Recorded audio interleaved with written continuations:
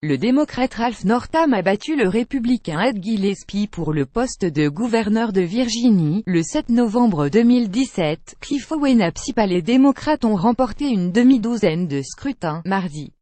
Donald Trump a reproché au candidat de Virginie d'avoir pris ses distances avec lui.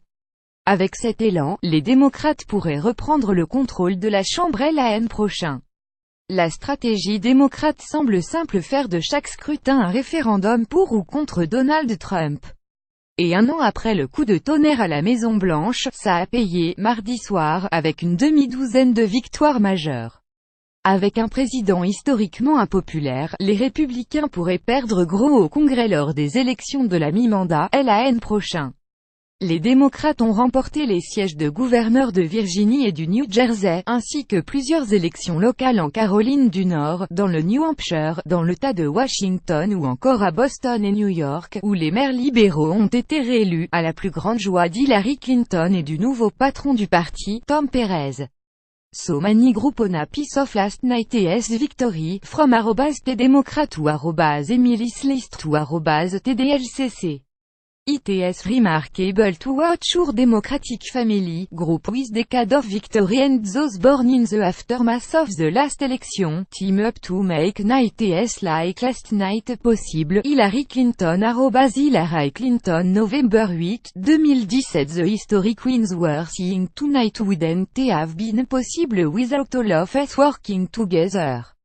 Huge thanks to all of our partners. @VoteBlackPa, @PeopleFor, @Everyton, @Casa in Action, @Sierra Club, @GFord Courage, for our future military families mobilize, @Liuna, Tom Perez, @Tompré November 8, 2017. Vote sanction contre Trump. Les victoires en Virginie et dans le New Hampshire étaient attendues. Les deux États ont été remportés par Clinton, mais leur ampleur, avec 9 et 13% d'écart, et les dages sortis des urnes font figure d'avertissement pour le président.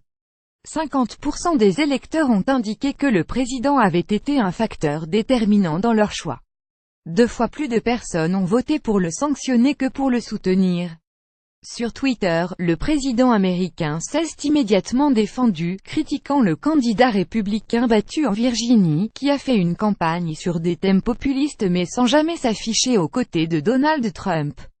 Ed Gillespie worked hard but did not embrace me or what he stand for. Don't forget, Republicans won 4 out of 4 House seats, and with the economy doing record numbers, we will continue to win, even bigger than before. Donald J. Trump @Real Donald Trump November 8, 2017. Les démocrates bien placés pour le Chambre, moins pour le Sénat avec un président historiquement impopulaire après moins d'un an, à 37,6% d'opinion favorable. Les démocrates favoris pour reprendre le contrôle de la Chambre en novembre 2018, estime l'expert en statistique Nat Silver. Lors de la mi-mandat, tous les sièges est en effet renouvelés, et le parti au pouvoir est souvent sanctionné. Au Sénat, en revanche, ça sera beaucoup plus compliqué. Sur le papier, les démocrates n'ont besoin que de gagner 3 sièges supplémentaires.